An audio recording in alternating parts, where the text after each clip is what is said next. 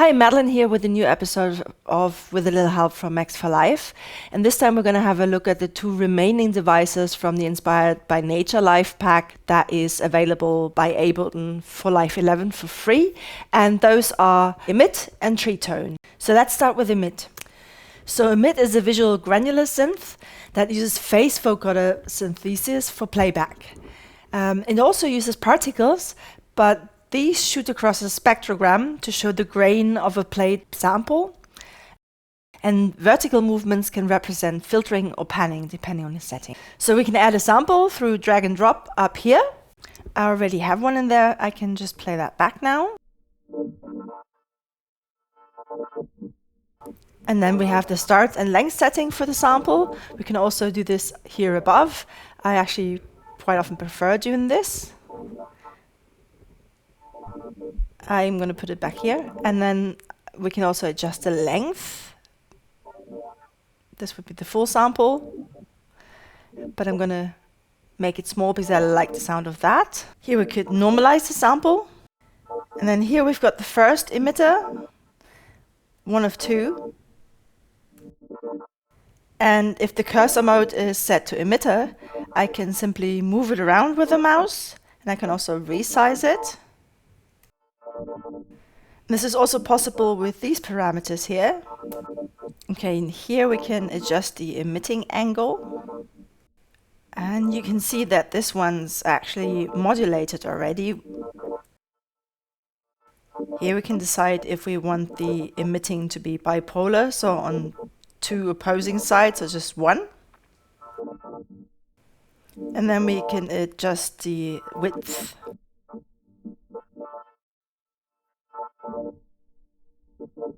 Here we can set the amount of grains or particles to be emitted maximally. 16 are possible.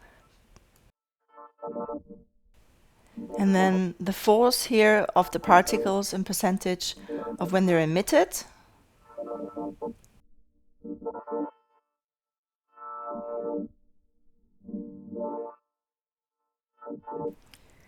And the friction also in percentage. And so particles can be either emitted in bursts, and with the settings that we already know from the other devices. So I'm not going to explain them again, but rather refer you to the other videos, which I've linked below. Or if we turn on MIDI, then the particles are not emitted automatically, but we can add them through either playing live or a MIDI clip. So, and if we have MIDI note pitch on as well, then the pitch of the MIDI notes that are coming in also determine the pitch. And then we can adjust the envelope for this as well. Here we also have the edge behavior that we already encountered in the other devices, so I'm not going to explain them again either. And then we have different grain settings. So here we've got the filter section, which is a high pass and a low pass filter. So here we could set the center between those two filter types, except when the y-axis is set to filter. So right now here on the y-axis, the center frequency is set by the particle position. Or I can set y-axis to panning, so then we can set the center here, then the width and the Q. I can set the panning center and also the width of the panning. And here I can adjust the fade parameters, first the amount and then the center of the fade as well. And it's very nicely visual. Glide adjusts the interpolation of the new frames of the phase vocoder. And blur is the decay time of the frequency envelope follower.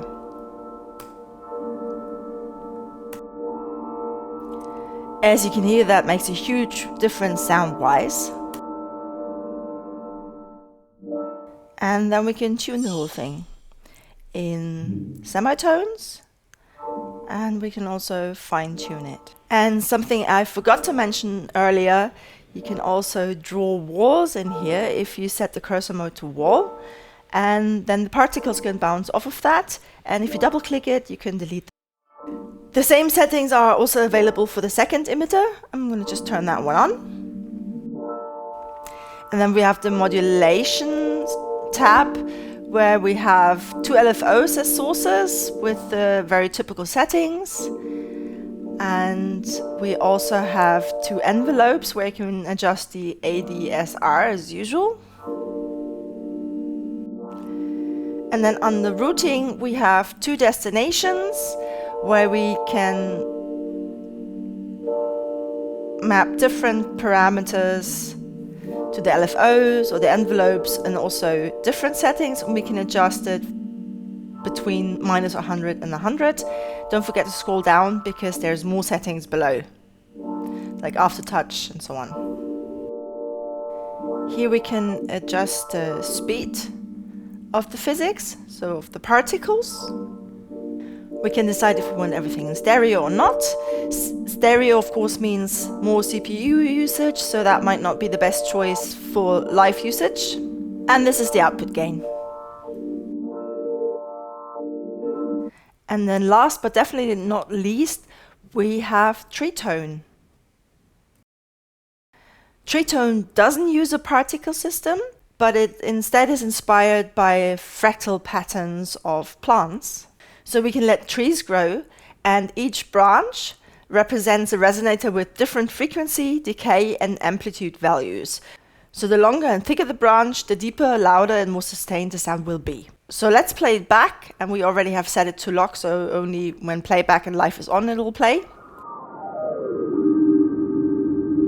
Yeah, so I can let trees grow, and if I click on it again, I'll grow another tree, and there's different tree shapes that we can choose. And so the different branches are individual resonators of a filter bank, and the length and width influence the tuning, decay, and the loudness, and the position influences the panning. So let's try some more. And so even if I click it again, it'll always sound slightly different. This one has a long trunk.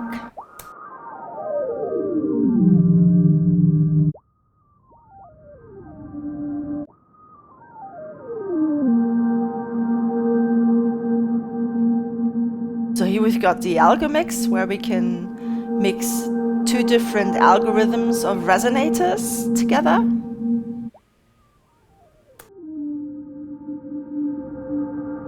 And you can hear how it changes the sound.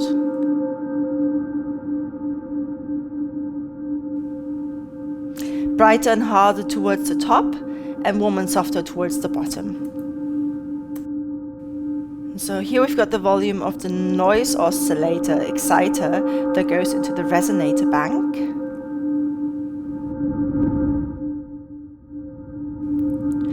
So through means how much of the noise should sidestep the resonator bank.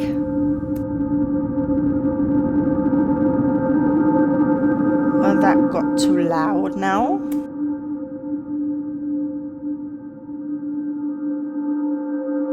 So this is the center frequency between the low and high pass filter cutoffs of the noise oscillator that you can set.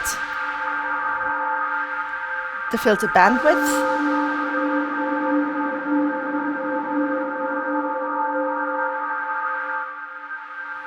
And then we can also add wind.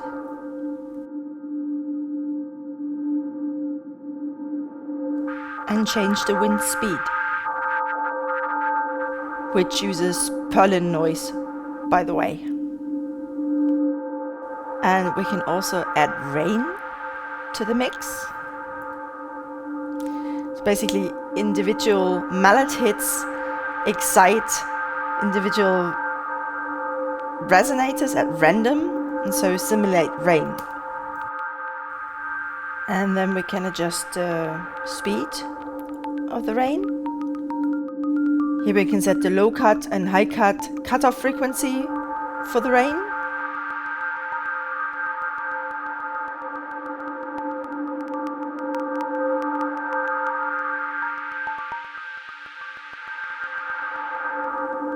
This sets the range of the individual resonators that the raindrops may affect. So then we've got the center offset. To the left, bigger branches will be excited, which creates deeper sounds and is louder. And to the right, they're the smaller branches.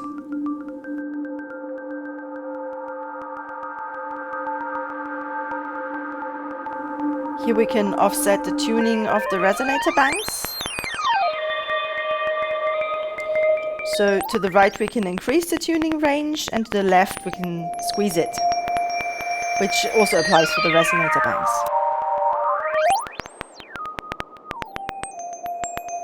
And we can set a scale for the resonator banks.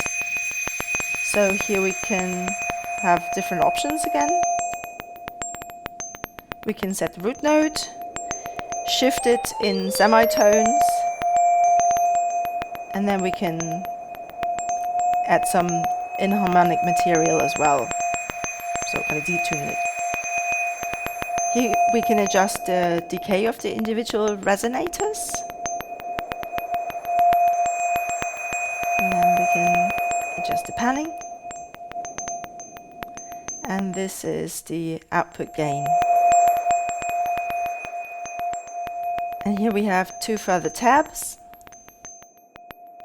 And here we could route in any input from live and send it through the resonator bank, but I'm not going to show you that, but I'd recommend play around with this, can be really fun.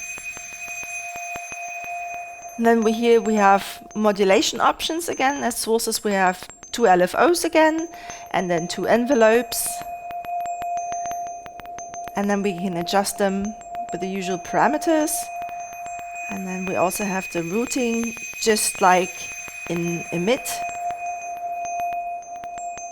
And then, just like in Emit, we can select different parameters to be modulated with the LFO or envelope, or other things like aftertouch, and also adjust the amount. And then when key to mallet is on, it basically means that we can play the rain with MIDI notes or MIDI clips.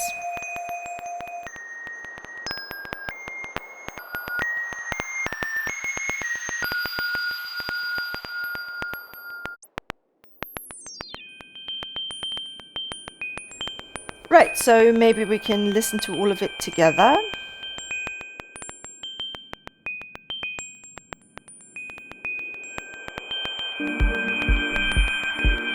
With a simple edit kick.